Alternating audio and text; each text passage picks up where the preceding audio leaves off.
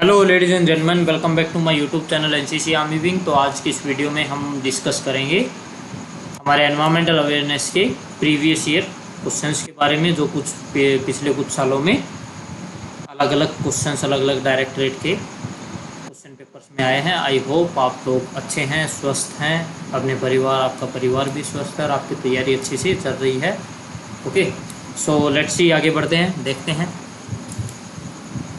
20 marks का, जैसे कि आप इसमें देख ही सकते हो, 20 मार्क्स का ये कर्नाटका और शायद तेलंगाना, हाँ आंध्रा और तेलंगाना या कर्नाटका डायरेक्टरेट का पेपर है, आई एम नॉट श्योर, लेकिन हाँ ये है एक authentic previous year question paper. देखो इसमें following, explain the following in one sentence. Wind erosion के बारे में आया है, सोइल इरोजन के बारे में, डिफॉरेस्टेशन में और इकोलॉजिकल बैलेंस में। विंड इरोजन क्या होता है? जब भी आपकी मिट्टी की जो सबसे ऊपर की लेयर है, ऊपरी परत है, वो हवा के कारण डिग्रेड होने लगे।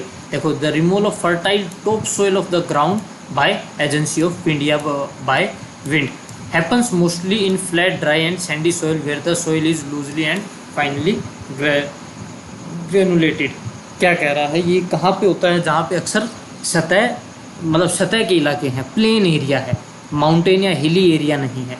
राजस्थान हो गया, हरियाणा हो गया, यूपी के प्लेन्स हो गए, इस ऐसी जगह पे। ओके, सॉइल इरोजन हमने पढ़ा ही है पहले से ही, आप सब जानते हैं। डिफॉरेस्टेशन आप सब जानते हैं, पेड़ों को काटना अपने फायदे के लिए। Ecological balance it is theory stipulating that the natural condition including the number of various animal plant species remain stable throughout the various variation over time. Ecological balance क्या कहता है? जितने भी पेड़ पौधे, जीव जंतु हमारे पर्यावरण में पाए जाते हैं, वो सभी अपना जो जीवन है सुख शांति से जिए, बिना किसी के लॉस के।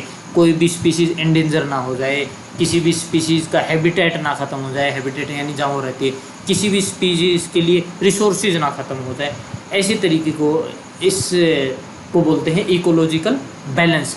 जब भी इकोलॉजी इम्बैलेंस होती है तो उससे कई बार डिजास्टर क्रिएट होता है, या फिर हमें हमेशा नुकसान उठाना पड़ता है, या तो कोई स्पीसीज एंडेंजर हो जाती है, वो हमेशा के लिए ख़त्म हो जाती है, या किसी एरिया में किसी चीज़ की कमी हो जाती है, किसी न्यूट्रिएंट की कमी हो जाती है। जंगल कई बार ज़रूरी नहीं होता कि हर बार पेड़ काटे जाए, कई बार पूरे जंगल के जंगल सड़ जाते हैं, पेड़ अपने आप ही, नए पेड़ रिजुविनेट ही नहीं होते, उगते ही नहीं है, पुराने पेड़ गिरने लगते हैं, कई बार ऐसा भी होता है। उसको बोलते हैं ecological imbalance.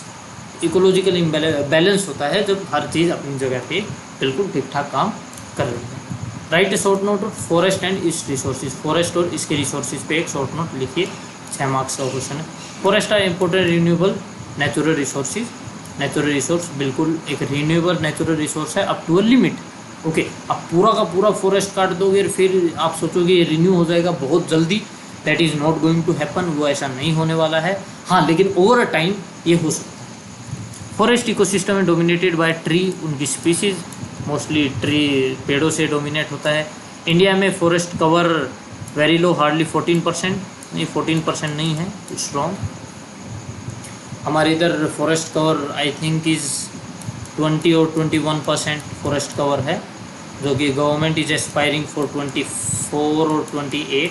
I am not sure about the figures, तो प्लीज़ एक बार फिगर्स का आप चेक कर लीजिए, but I don't think so it's 14%, it is more than that.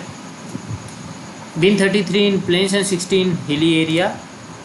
The reason for the forest distribution are many and varied. Forest distribution के लिए जो responsible factor हैं वो कई सारे हैं, अलग अलग हैं। Moreover there is a wide gap between the demand and supply. Demand और सप्लाई में वाइड गैप है, यानी जिस दर से फॉरेस्ट काटे जा रहे हैं उस दर से फॉरेस्ट लगाए नहीं जा रहे, और लगाए भी जा रहे तो उस दर से फॉरेस्ट उगते नहीं हैं। ओके, फॉरेस्ट बनने में कई हज़ारों साल लगते हैं। पेड़ उगना is not equal to forest, एक चीज़ आप ये हमेशा याद रखिए।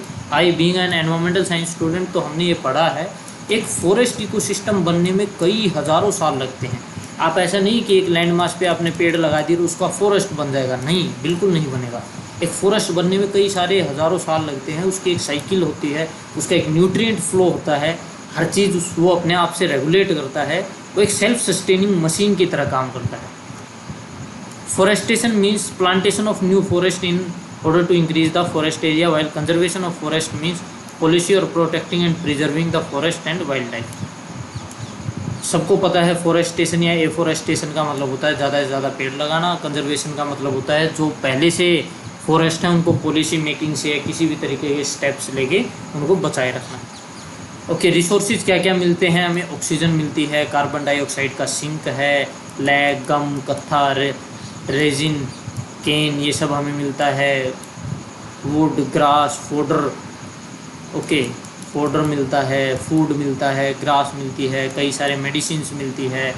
सोयल और वाइल्ड लाइफ के लिए एक घर है। ओके, फ्लड्स को चेक यानी फ्लड्स को रोक के रखता है। ओके, सोयल इरोड नहीं होने देता। क्लाइमेट चेंज पे अच्छा प्रभाव डालता है। ओके, टूरिज्म एक्टिविटीज़ को भी बढ़ाते हैं, कई सारे जैसे नेशनल पार्क्स होते हैं।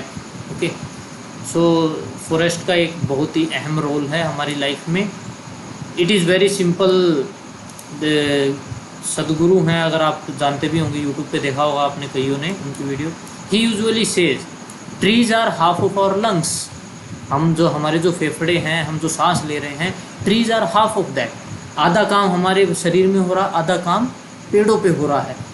अगर ट्रीज हैं तो सिंपल सी बात है, we are the day trees will go off, हम सब भी चले जाएंगे। ओके, सीधी सी बात है यार, हमारा जीवन आधा पेड़ों पे निर्भर है, हमारे आधे फेफड़े पेड़ हैं। Okay, we are taking CO2 giving CO2, whereas trees are taking CO2 and giving O2। So वो बड़ा ही एक अहम रोल अदा कर रहे हैं। एसिड रेन पे क्वेश्चन है, okay, you can pose and read it out. Global warming पे क्वेश्चन है, ये भी हमने डिस्कस कर रखा है। ग्रीन हाउस इफेक्ट पे क्वेश्चन है, ये भी हमने डिस्कस कर रखा है। एनवायरमेंट डिग्रेडेशन पे क्वेश्चन है। ओके, NCC कैडेट का रोल क्या है? ट्री प्लांटेशन कर सकते हैं हम, दूसरों को गाइड कर सकते हैं, वाटर कंजर्वेशन कर सकते हैं, वेस्ट डिस्पोज कर सकते हैं। ग्रीन हाउस इफेक्ट फिर से आ गया। ओके, पोल्यूशन के कारण क्या क्या हैं? डोमेस्टिक वेस्ट है, इंडस्ट्रियल वेस्ट, एग्रीकल्चर वेस्ट है, स्मोक है, डस्ट है, ऑल दिस थिंग्स। पोल्यूशन से आप क्या समझते हैं, इसके टाइप्स क्या क्या हैं? जल को दूषित होने से रोकने के उपाय लिखिए। What are the methods by which you can avoid the water pollution.